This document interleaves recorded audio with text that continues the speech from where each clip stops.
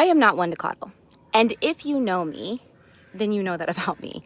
And after about 20 plus years of working with children, teenagers especially, and being a mom, I have some thoughts I'd like to share about trophy culture and why I believe that it has done far more harm than good.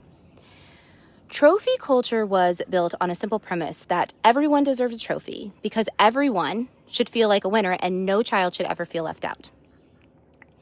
And although I understand the intention, the problem is that life has never worked that way and it never will work that way.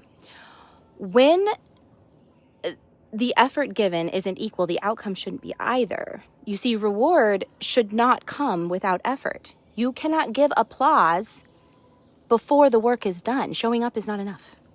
And pretending otherwise doesn't prepare children for the world that children are actually going to have to grow up and live in. So I think the question I have is, or I would ask you is like, did trophy culture actually work? Because looking around today, I'd argue the answer is no. No, it did not. We have generations now of adults that had been told they were capable instead of being taught how to become capable. So disappointment feels catastrophic to them because disappointment was treated as something to avoid instead of something to overcome. You see, praise replaced challenge and affirmation replaced preparation.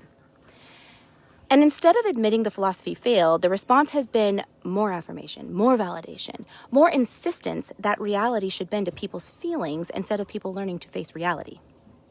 The consequences are playing out in real time. Life is never going to hand out participation trophies. Life is going to demand resilience and responsibility and competence. Modern parenting, specifically gentle parenting, has become so focused on making children feel capable that the much harder job of helping children become capable is completely neglected. So what does the alternative look like? Well, that will be in part 2. Obviously, I could keep talking about this for another 20 minutes, but apparently reels have to stay under like 90 seconds to 2 minutes because collectively we have all developed the attention span of a goldfish. So in part 2, we'll talk about the fact that confidence is not something that can be given. Confidence is something that has to be built. So those are my thoughts today. See you in part 2.